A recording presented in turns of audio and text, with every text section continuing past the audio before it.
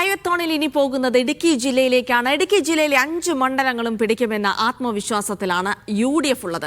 നിലവിലുള്ള 4-ൽ 2 നിലനിർത്താനാകും എന്നാണ് LDFന്റെ കണക്കുകൂട്ടൽ. ഉടുമ്പൻചോലയും ദേവികുളവുമാണ് ഇടതുപക്ഷം പ്രതീക്ഷ വയ്ക്കുന്ന മണ്ഡലങ്ങൾ.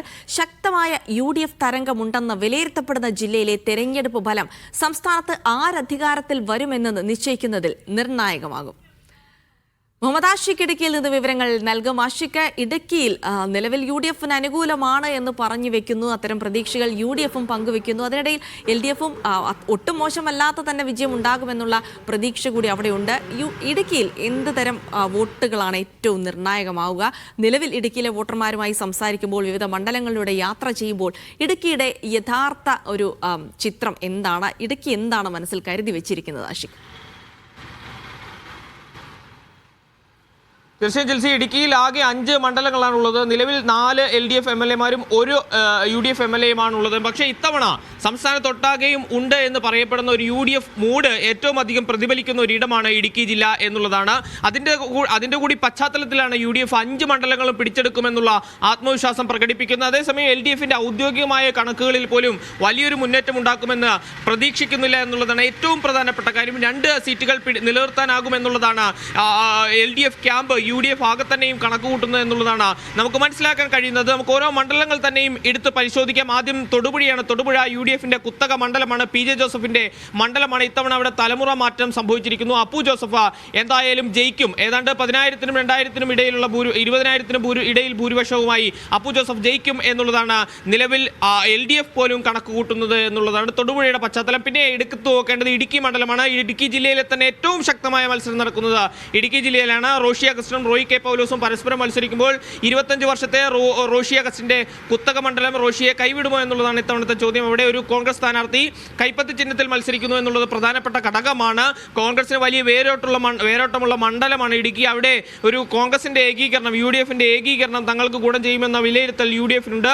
അങ്ങനെയാണെങ്കിൽ 25 വർഷത്തെ തന്റെ കോട്ട കൈവിട്ടു പോയേക്കുമെന്നുള്ള ആശങ്ക LDF ക്യാമ്പിനുണ്ട്. അതേസമയം ഒരു 5,000 വോട്ടിനെങ്കിലും വിജയം ഉണ്ടാകും ഇടുക്കിയിൽ എന്നുള്ളതാണ് LDF ക്യാമ്പ് പ്രതീക്ഷ വെച്ച് പുലർത്തുന്നത്. അടുത്തത് ഇടുക്കി ജില്ലയിലെ തന്നെ LDFന്റെ ഏറ്റവും ഉരുക്കുകോട്ട എന്ന് വിശേഷിപ്പിക്കാവുന്ന ഉടുമ്പൻചോല മണ്ഡലമാണ്. LDFന് വലിയ സ്വാധീനമുള്ള മേഖലയാണ്.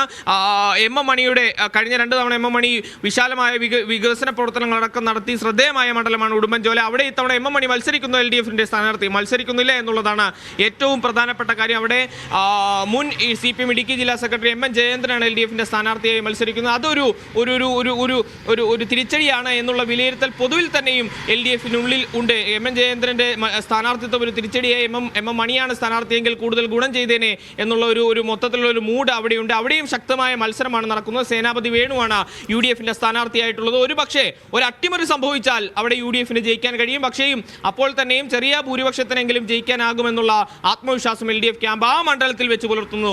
ഇനി എടുത്ത് പരിശോധിക്കേണ്ടത് തോട്ടം മേഖലയായ ദേവികുളം മണ്ഡലമാണ്. പ്രത്യേകിച്ച് മൂന്നാർ, മറയൂർ അടക്കമുള്ള പ്രദേശങ്ങൾ ഉൾപ്പെടുന്ന തമിഴ് ജനതയ്ക്ക് വലിയ സ്വാധീനമുള്ള ദേവികുളം മണ്ഡലത്തിൽ ഇത്തവണ ഒരു പൊളിറ്റിക്കൽ ഫാക്ടർ കൂടിയുണ്ട്. മുൻ CPM MLA ആയിട്ടുള്ള S രാജേന്ദ്രൻ NDA സ്ഥാനാർത്ഥിയായി മത്സരിക്കുന്നു എന്നുള്ളതാണ്.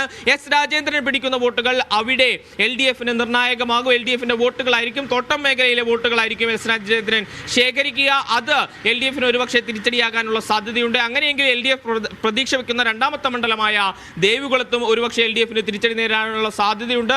ഒരു 5,000 വോട്ടിന്റെ ഭൂരിപക്ഷത്തിൽ വിജയിക്കുമെന്നാണ് LDFും UDFും അവിടെ പ്രതീക്ഷ വെക്കുന്നത്. ഏറ്റവും അവസാനമായി പീരുമേടാണ് നോക്കേണ്ടത്. പീരുമേട് ഈ പറയുന്നത് പോലെ തന്നെ തോട്ടം മേഖലയാണ്, എസ്റ്റേറ്റുകളുടെ പ്രദേശമാണ്. അവിടെ കൂടുതലും തോട്ടം തൊഴിലാളികളാണ്. അവിടെ കഴിഞ്ഞ 3 തവണയും ചെറിയ ഭൂരിപക്ഷത്തിന് പരാജയപ്പെട്ട സിറിയക് തോമസ് ആണ് UDFന്റെ സ്ഥാനാർത്ഥിയായി മത്സരിക്കുന്നത്.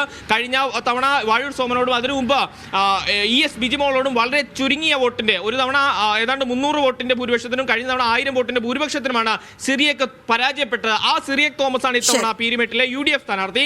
അദ്ദേഹത്തിന് തന്റെ 3ാം അംഗത്തിൽ വിജയിക്കാൻ കഴിയുമെന്ന ആത്മവിശ്വാസം. അതേസമയം CPMന്റെ ഇടുക്കി ജില്ലാ കൺവീനറായിട്ടുള്ള K സലിംകുമാർ അവിടെ LDF സ്ഥാനാർത്ഥിയും വിജയപ്രതീക്ഷ വെച്ച് പുലർത്തുന്നത്. പക്ഷേ ഒട്ടും പ്രവചിക്കാൻ കഴിയുന്നതിനപ്പുറം പ്രവചനാതീതമായ മത്സരം തന്നെയാണ് നടക്കുന്നത്. എന്തായാലും പ്രതീക്ഷകൾ അത് അവോളം എല്ലാ മുന്നണികളുമൊക്കെ പങ്കുവെക്കുന്നുണ്ട്. അതിനപ്പുറത്തേക്ക് യഥാർത്ഥ റിസൾട്ടിലാണ് കാര്യം. അതിന് നമ്മൾ അധികം അകലെയുമല്ല.